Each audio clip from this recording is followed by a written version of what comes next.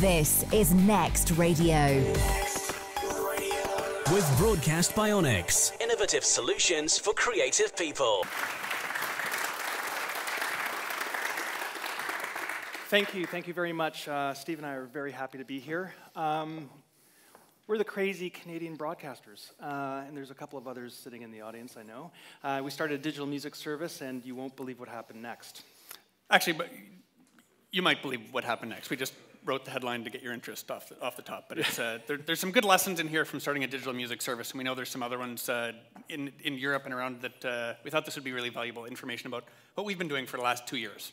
So what is radio facing? In Canada, we have a public radio music service called CBC Radio 2, and like many of you in the audience who work in radio, we're facing many issues. And tons of consumer options, competitors coming in from other countries, losing our geographic dominance, and of course, very few resources. So we were proactive, we did something proactive, and we launched this digital music service. There it is. That's just a screen capture from a couple of weeks ago. Essentially, it's two parts. There's a listening, streaming section on the top right, and then there's music editorial on the left. And we post stuff every day, and as we go through the presentation, we'll sort of dive deeper into it. So we have a very limited amount of time. We're trying to keep it short and sweet and have things that you can remember, and we're trying to do it in a bit of the style that we're developing with our editorial. So we are going to give you 3 lists of 5 things each. We're going to give you 5 challenges, 5 lessons, and 5 examples. It's going to be 5 lessons that every broadcaster can relate to.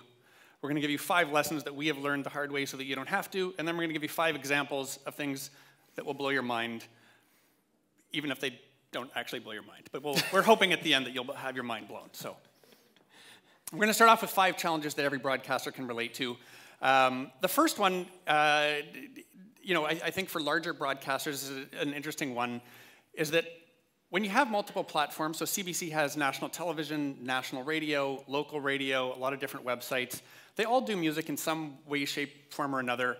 Very hard for the audience to actually find stuff that they're looking for. The solution to challenge number 1 was actually this digital music service called CBC Music, where we can put everything the company makes in one place and make it very, very easy to find. Challenge 2, it was really hard to make everyone happy with one FM frequency on Radio 2. So our solution was to launch the streaming service. And there's 50 web radio stations there, we call them. Everything from classical to hip-hop, from Canadian Aboriginal music to jazz.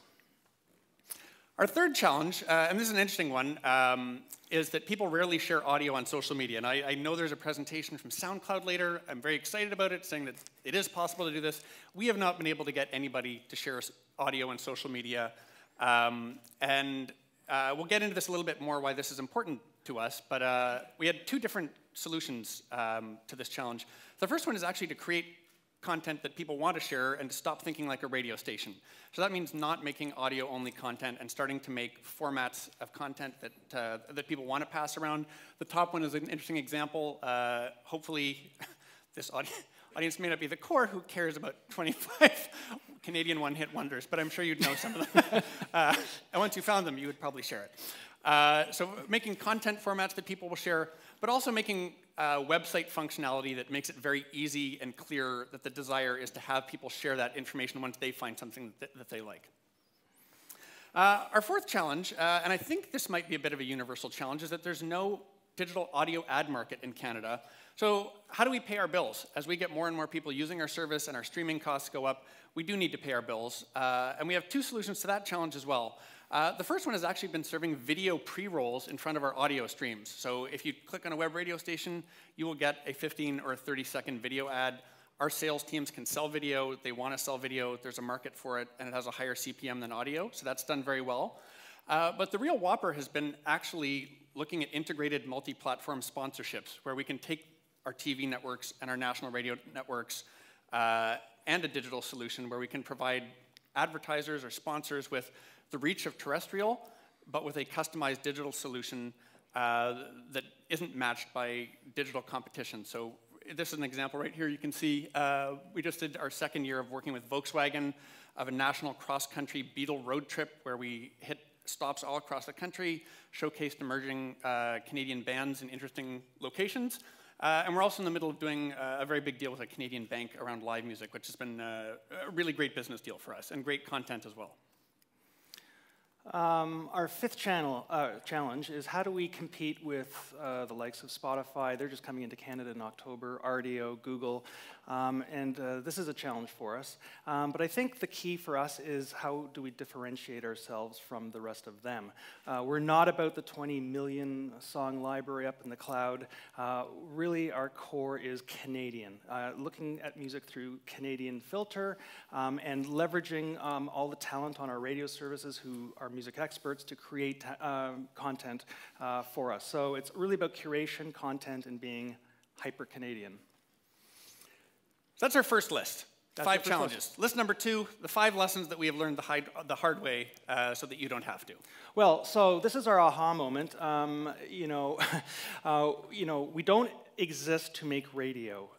We exist to serve Canadian music and Canadian music fans. And when we created the service, it was a challenge for our department to think of, not just putting radio content online. So we created, things like video work really well. This is a video of Chris Hadfield, the astronaut, the Canadian astronaut, and we commissioned him to write a song with the Bare Naked Ladies. And when Chris went up into space, we brought the Bare Naked Ladies and others into a studio, and we videotaped this song. And we posted it, got well over 1 million views, did very well for us. This is the kind of thing we can do on CBC Music and not so well on radio. Yeah, not as impactful audio only, having him sing from space. Okay. Right. The second lesson is it's very, very tough to drive audiences from radio or television to digital. And I think in a way this is a bit counterintuitive that we were really surprised about this, is that we have very large audiences on CBC Television and on CBC Radio 1 and CBC Radio 2, our terrestrial networks. And we're Canadians. Hockey is very big. We actually got a bunch of lower thirds mentions of CBC Music in the Stanley Cup Finals on CBC Television nationally. It's the biggest thing of the year. I know it's probably strange for you typical Canadians talking about hockey already, but 50 people showed up. An even bigger opportunity, we had lower thirds mentions all over the Canadian Country Music Awards, which is huge. It's not. But about 50 people showed up. And it was, I will say, it's been very, very good for brand awareness and letting people know that we exist. It's been a very, very wonderful marketing strategy to have the reach of terrestrial broadcasters and to take advantage of the different platforms. But in terms of actually driving traffic, the single most important thing we've had has been social media. Every single spike that we have had has been creating content that goes out on social media and drives in huge numbers, new audiences, and new brand awareness. So. Yeah, and lesson number 3, utilize all our platforms. This is something that we have over the other digital music service. We have TV, we have radio. Both have far more reach than CBC Music. So when we do music projects, make sure that we're integrated and we're using all the platforms properly. The fourth lesson, this is a short one. There's not even a graphic for it. It's very tough to grow linear streaming numbers. No one shares web radio stations on social media. No one says, hey, check out this station I'm listening to right now in real time. It doesn't happen. But it's a lesson we learned, so you don't have to. The fifth one, and this is my favorite one, is that learning and a culture of learning has been the biggest factor in our success at CBC Music. We have worked really, really hard to give all of our team access to tons of data, a lot of it in real time, and given them the power to be able to make decisions based on the data that they're seeing in real time, and focused our culture to try and get people to feel very comfortable experimenting and trying out new ideas and measuring them to see what works and what doesn't work. And the result is that we're 2.5 years in, the service looks completely different than it did when it launched. And it's going to keep changing as we go forward as well, because the digital space is moving that quickly. And I think in a way this is the great lead-in to 5 examples of different thinking, because it's come from our learning culture. So here we go. These are ones that will blow your mind. So lists, they work in radio, countdowns, nostalgia, the familiar tracks that everyone loves. List plus nostalgia equals really great traffic. And so on digital, here is an example of 25 forgotten Canadian pop stars. In some cases, they should be forgotten. But if you ever wanted to know what happened to Loverboy. Does anybody know Loverboy? You know what's happened to Loverboy? Not much. They're not working for the weekend or most other days either. So, yeah. That's right. And then the next one, we did this back in July around Canada Day, the 100 greatest Canadian albums ever. Again, this is our way of curating Canadian music, tapping into something that people really want to click through, share. We did it over 4 weeks, launching 25 of these tracks per week. So people kept coming back, and they shared it, and they learned about each of the albums. It's, I think, something that other services won't do. This is our gold. That's interesting too, because just a bit of a side note is that when you have Spotify and RDO and Songs and a bunch of other companies coming into Canada, none of them are actually based in Canada. So for us, the ability to do something like this is something very, as Mark was saying, exactly. Great around curation and being a public broadcaster. We talked a lot with our team about the focus on sharing, and that before we publish anything, every person should ask themselves, if somebody else posted this and I saw it on my Facebook feed, would I share it myself? And if the answer is no, we should be asking ourselves, why are we doing it? And it's a fairly extreme way of putting it, but it's been very, very effective in terms of weeding out crappy stories. So when you mix that with some of our staff's ability to come up with some very weird ideas, they've been very, very big, interesting traffic generators and fun stories. So I don't know how many of you have seen the Body Worlds exhibit, whether it's made its way over here. It's kind of this artist who has stripped the skin off of cadavers and put them in interesting poses in museums so that you can terrify your children and go show them what corpses look like. And one of our producers thought, well, that's interesting. It looks like a lot of old rock stars. So you can see there's a Keith Richards one. This is one more here. This is Iggy Pop. So there's about 30 of these. And I can't honestly imagine, A, it would never work on radio, but B, the fact that somebody actually came up with this idea and that we published it and it did well is still mind-boggling to me. This one is interesting to me too. It's from a radio perspective. What do you do on David Bowie's birthday? The odds are pretty good you're going to play a David Bowie song and wish him happy birthday, maybe tweet out happy birthday and a link to a YouTube video. This is our team's way of thinking in a visual sense. They made a David Bowie paper doll cutout set online that you could download and print off for yourself. So you can choose any one of David's outfits or eras or identities. Again, this really went bonkers online in a way that playing a David Bowie track in the radio wouldn't have worked. And all the staff, they did it. They cut it out. There was David Bowie cutouts on all their desks. It was amazing. Yeah, so we want to talk a little bit, around crowds and the, earlier in the first presentation around the power of the crowd. We have some good stories about that on the online world too. There was, what do you do when you go to a concert? How should you behave? What is concert etiquette? And someone wrote a blog about this. Then our audience started having conversation about that and recommending rules that are for concert goers. And I think we have a slide here. Yeah, there it is. An infographic about some of the things you shouldn't do at concerts, like change your baby at the, in front of the, at the front, sit on someone's shoulder. I can't see it all from here, but this is something, it really worked well. It was a lot of fun. We actually printed it off and handed it out at our CBC Music Festival. It was very creative. Yeah, it's just, just a visual way of putting something out that's kind of a universal truth for everybody who goes to concert, and it was a nice bonding moment for our community to see all their suggestions turn into a piece of content. Exactly. So, this is another one, and this time you actually really probably won't believe what happened next. We had a radio host on the air, and he was talking about the fact that a Canadian band, the Bare Naked Ladies, had their own beer that they were announcing, and so he started kind of a Twitter hashtag of Canadian beer bands and asked the audience to start coming up with more bands that deserve their own beer and what the name of the beer should be. So we got hundreds of suggestions of Canadian bands with horrible puns. So there was Nickelback, Barley Ray Jepsen, all these sorts of things. It really caught on, though, to the point where we were contacted by 4 breweries, and they asked us if they could make a bunch of the beer, and this is the weirdest thing, CBC actually said yes.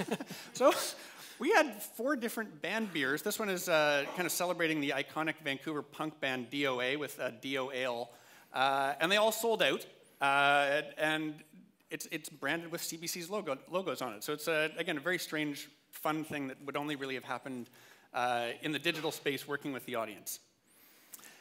This is the last one, and the reason why I wanted to show you guys this is because mostly when we work at content companies, we think that we have to make all the content. And we think about video, it's get cameras, get microphones, get lights, get a studio, all those sorts of things. One of our producers saw this trend on the Letterman show with every musical guest. And so he started researching it on YouTube, and he made something called a supercut, which some of you younger people in here probably know. A lot of the people at CBC did not know what a supercut was until he did it. And it went bananas. So this was it. I think we'll show a little clip. Beautiful drums. Are these yours? Oh, those are nice. I love those. I love those. These your drums? They're beautiful. These your drums? They're great. Very nice. Thank you. Are those yours or rented? Beautiful drums. Are these your drums or rentals? Very nice. Are those your drums or those rentals? Oh, they're beautiful. Leno's? Beautiful. Are those yours? Nice. They're beautiful. Are those yours? They're gorgeous. Thank you very much. These are great. Are these yours? Those are very nice. Thank you very much. Boy, those are great. Are those yours or those rentals? So it actually goes on for about another minute and a half. But the best thing about this is, so that's had over 1 million views. It got passed around like crazy on the internet. David Letterman has seen it, and now bands are showing up on his show with t-shirts that say, like, these are rentals, or yes, these are my drums. And to me, again, this is just a way of having people work in a music service that comes from the radio department, thinking in really different ways and taking chances. This guy actually just showed up and said, I had this idea and I've been kind of working on it. Can I put it out? And it went bananas. So here's our top 5 summary. Yeah, we're at the end here. Think beyond radio in the digital space. How can you provide new value for audiences? Don't just take your radio content and slap it on air. There has to be original digital-only content. Again, the first filter for digital content, will anybody share it? It's a fairly bold thing, but this has been a real game changer for us, is focusing on sharing. Become great at formats that work in digital. Infographics, lists, video, all the things that we were just showing. I think it's really important to note, too, that in a way, I think some of these things, like when you talk about making lists or galleries, some people are like, oh, I can't believe you're doing that. That's actually what people like consuming. There are ways to tell really great, wonderful stories in those formats. And I think to a certain extent, as a public broadcaster, some of us had to get over ourselves and realize that that's actually the way people consume content in those spaces, and we need to do it more effectively. Huge competitive advantage against our digital-only competitors by using our multiple platforms, and whether that's for sponsorship, whether it's for smarter places where we can let people know about the content we're doing, whether it's for just the overall impact, or being able to attract larger partners to work with us. The multiple platforms make a huge difference. And finally, a culture of learning and experimentation is a must. We get real-time data all the time, so it's much easier to try things, see what works, what doesn't, and what doesn't work, stop it. What does work, continue on. That's it. Thank you very much. It's been great. Thank you. Steve and Mark, thank you. This is Next Radio. With Broadcast Bionics, innovative solutions for creative people.